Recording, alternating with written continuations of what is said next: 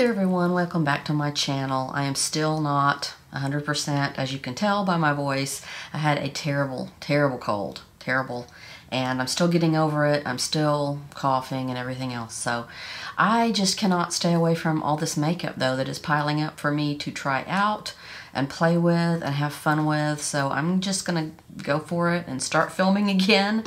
Today I have a matte and metal melted shadows from Huda Beauty. So they have several, of course, color combinations from this, and I'm going to try this out kind of live here, and we're going to see how this works because I have high hopes for this. What I'm hoping for with this combo is something that I can do sort of quick and easy.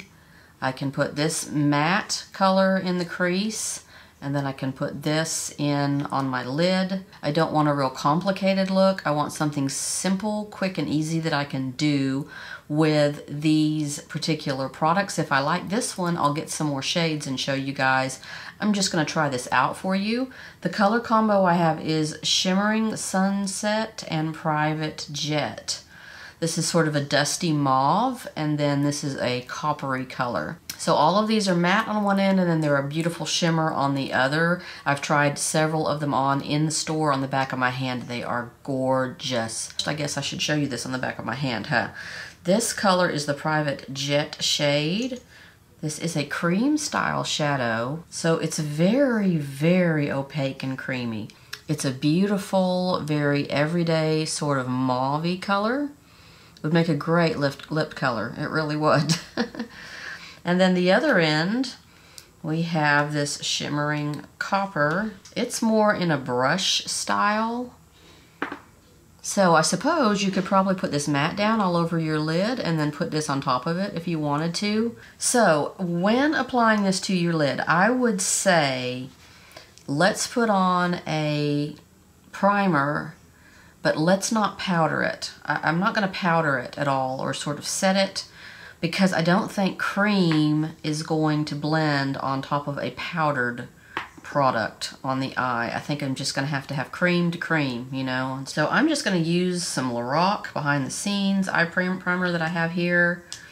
I'm just so used to using concealer on my eye. I don't think I want to use concealer today though, because if I use concealer, I'm afraid that sort of, you know, creamy beige color is going to mix with this liquid, and it's gonna, you know, be sort of mixed in with that liquid, and it's not gonna look good. Not what I usually do with my lid primers. So I'm going to dot this on in my crease, and I'm going to use a brush to sort of blend it around.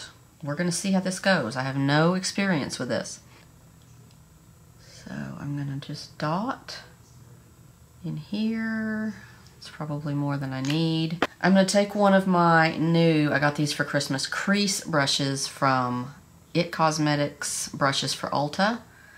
You know I'm a big fan of these, and this one is particularly sparkly. This came in a set with a bunch of other brushes, and I love it. Okay, this is blending so nice with a brush. This is a cream eyeshadow, guys, and look at the blend. You'd think like, oh, it's going to dry up and you can't move it, but it's giving me plenty of time, and it's letting me really blow that edge out. What I'll probably do is just add under my brow whatever highlighter I'm using on my face today. This is the rest of that brush set. It's so cute. I mean, it had all this packaging and everything, but I just left it in this little stand so I could sort of stand it on my vanity. One thing it is doing is really kind of making my eyelid look puckered right there, because, you know, I'm a little older there and I don't have the most moisturized eyelids anymore.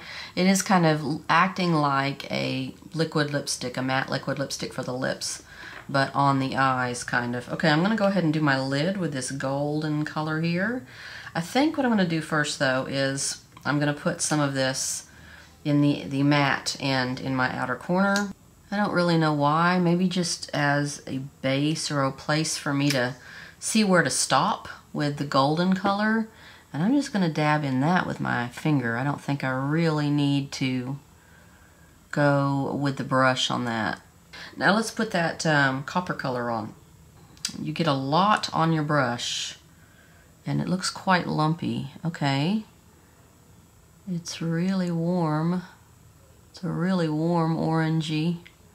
And I'm going to take, I think, a flat brush, sort of pat that into place and make sure it's...